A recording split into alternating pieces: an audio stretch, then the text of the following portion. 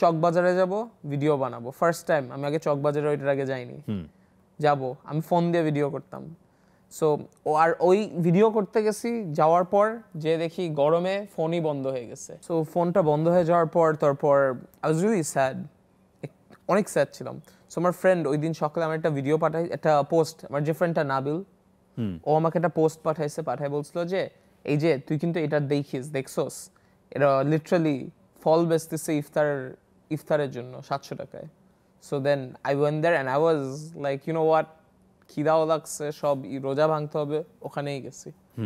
দেন ওখানে র্যান্ডমলি আমি যখন অনেক ঘুম আসে আর অনেক লো এনার্জি থাকে, আমি কেন জানি অনেক ফানি হয়ে যাই। ইন জেনারেল আমি অত ফানি না।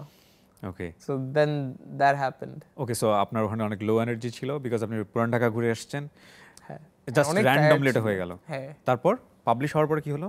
ভিডিওটা just blue up. I remember it was a Tuesday and I was really, মানে আমি বিশ্বাস করতে পারতেছিলাম না, এতজন শেয়ার করতেছে, এতজন দেখতেছে, অ্যান্ড এভরিওয়ানস রিঅ্যাক্টিং পজিটিভলি।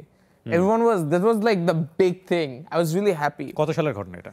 এটা 2018। তখন পর্যন্ত বোধহয় ওই ট্যাগলাইনটা আসে নাই, ব্রিঙ্গিং জাস্টিস বা সামথিং না, লাইক। ফার্স্ট থেকে ছিল ব্রিঙ্গিং জাস্টিস, প্রথম থেকেই ছিল। হ্যাঁ। এই ট্যাগলাইনটা নিয়ে আপনার কেন মনে হলো যে ব্রিঙ্গিং জাস্টিস কন্টেন্টের সাথে এটা, বা আপনি কি জাস্টিস আসলে ওখানে এনশিওর করতে যাচ্ছেন? ফর এক্সাম্পল, আপনি একটা ভিউয়ার আমার, হ্যাঁ, এখন আপনি আপনার টাকাটা ঠিকভাবে খরচ করতেছেন, যে ভালো খাবারটা পাচ্ছেন নাকি, ইন দ্যাট অ্যাঙ্গেল। বিকজ আপনি যদি এখন একটা খাবার কিনেন উইচ টেস্ট ব্যাড, ভাবেন 600-700 টাকা দিয়ে গেল, তাহলে ওই টাকাটা মাইর গেল, রাইট?